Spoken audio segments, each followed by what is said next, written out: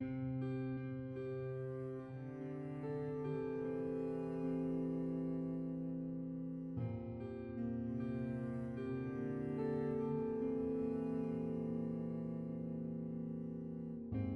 name is Susan Gawiran, and I'm the center supervisor here at Lighthouse.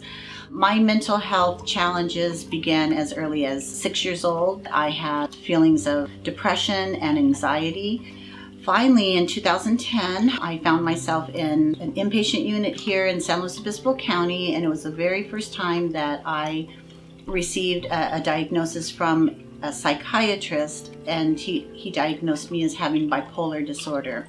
I love to get people out of their comfort zone, get them into the community, do some camping, hiking, taking them to the beach, just really getting them involved in life and their community. I can remember what it felt like to be a new person walking through the door of a wellness center.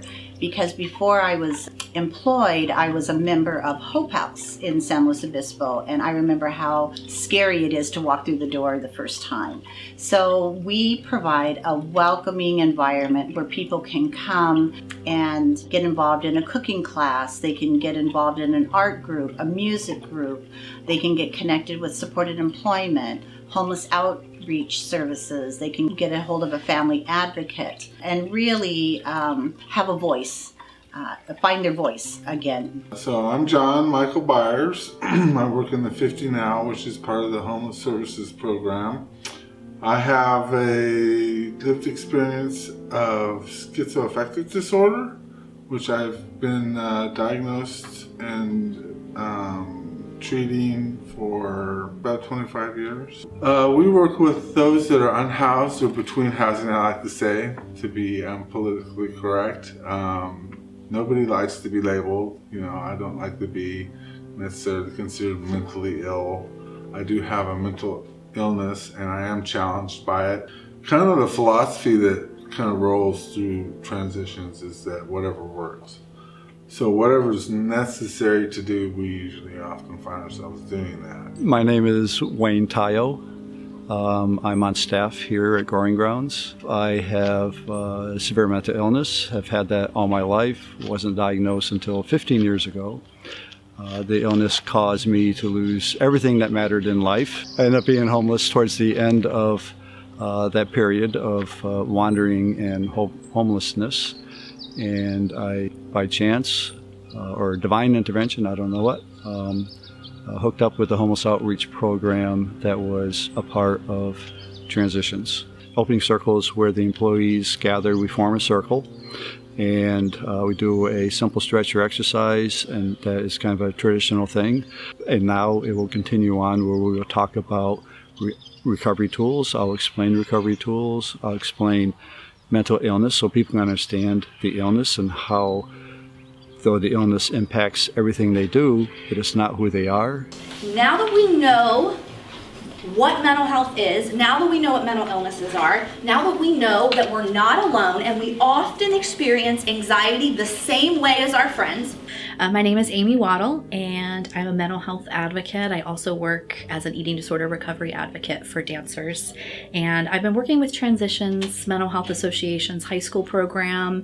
It's been a very rewarding experience because my mental health condition came to the surface when I was in my teen years, and they didn't know that I was actually developing a bipolar disorder and also an eating disorder at the age of 19. I remember when my first boyfriend broke up with me, I was 17, and I wanted to kill myself.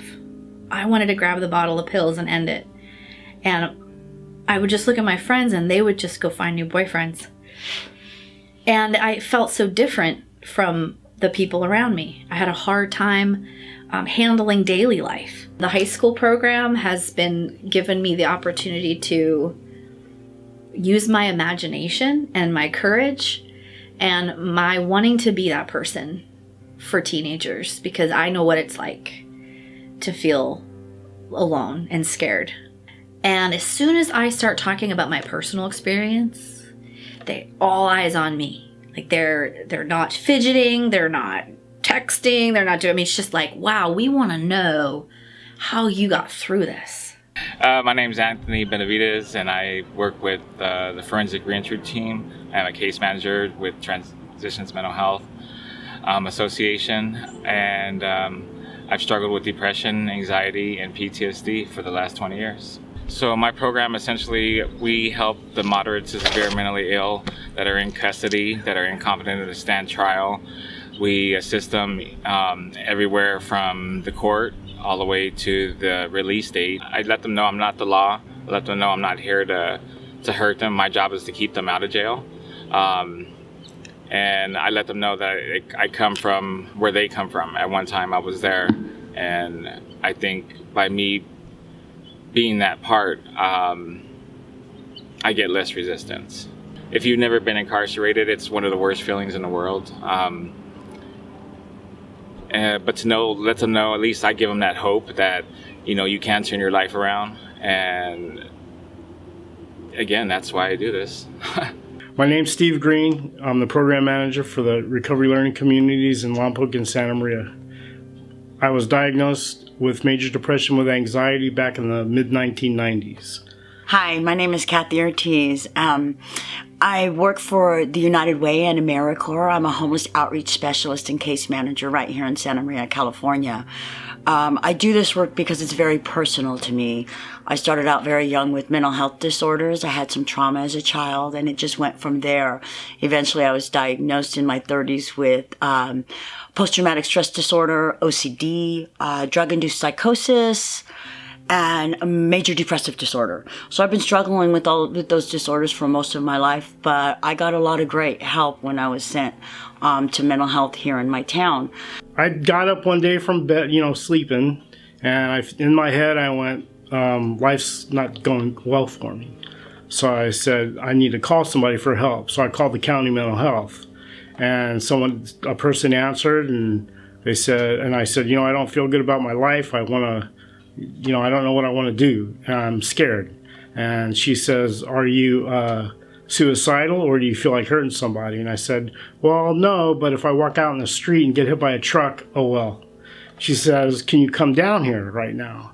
And I said, yeah, I'll be right down. And that's where it started. My counselor told me about a place called the Recovery Learning Center, and that they had a food bank there that I could go and get some food that I really needed.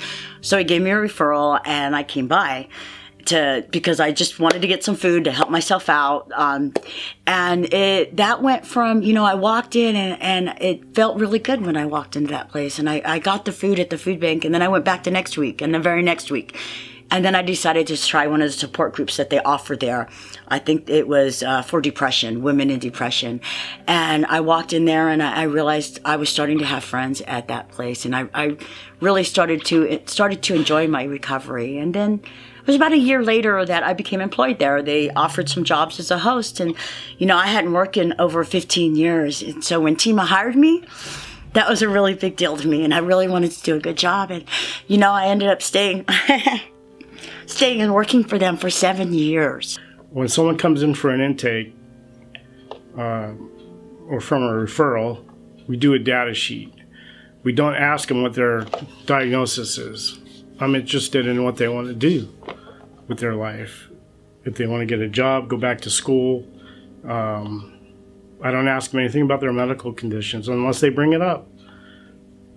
They have enough of that going on in their life elsewhere. The power of experience is that once you name it, claim it, make it your own, then you have the opportunity to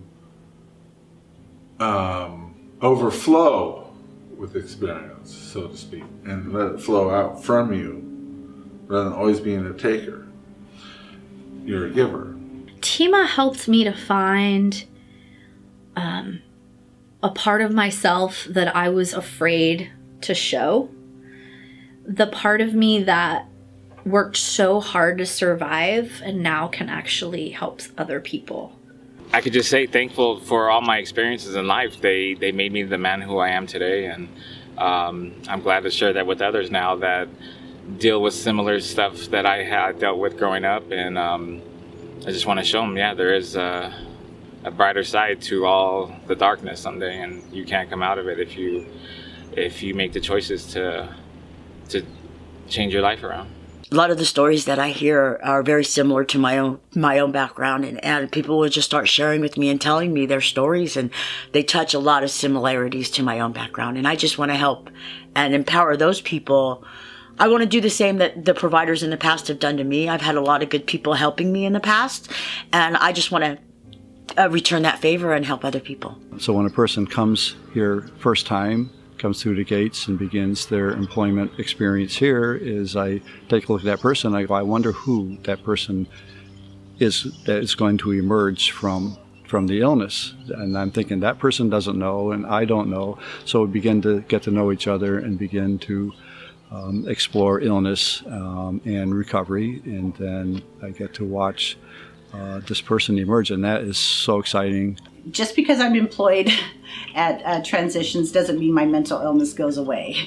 Every single morning I wake up with anxiety, and some days it even goes into a little bit of a panic as I'm getting dressed and trying to get out that door.